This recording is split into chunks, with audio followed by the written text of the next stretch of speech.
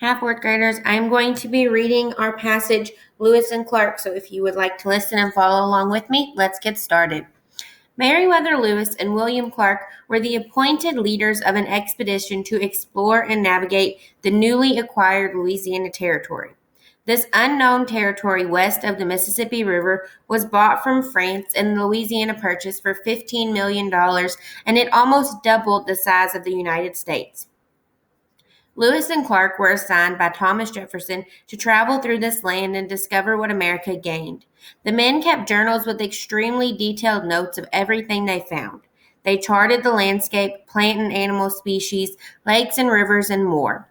Lewis and Clark assembled a team of about 30 men, some soldiers, some frontiersmen, and even 2 Frenchmen. The team was called the Corps of Discovery, and they set sail on May 14, 1804, taking off from St. Louis and headed up the Missouri River.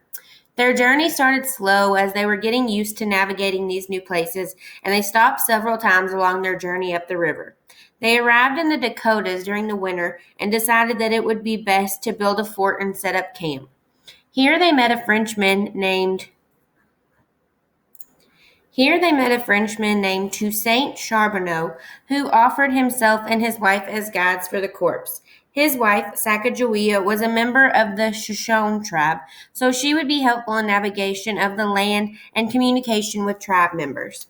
They resumed their expedition with Toussaint and Sacagawea in the spring and followed the river west. They traveled through Shoshone territory, and Sacagawea was able to help translate what her fellow Shoshone were saying.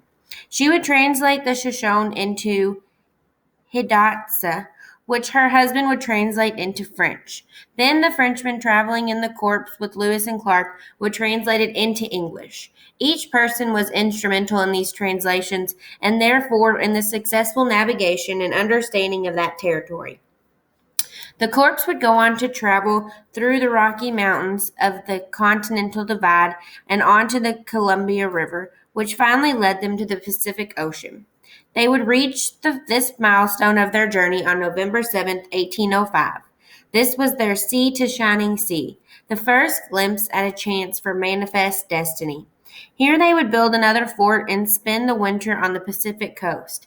Their trip home began in March of the following year, and the corps split into 2 groups so that each could cover more territory, some traveling northeast and some heading southeast.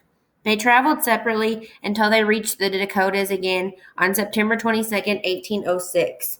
They kept detailed notes of their findings. By the end of their 2-year excursion, the group had covered over 8,000 miles of uncharted territory. In these miles, they had discovered 173 new species of plants and 122 new species of animals.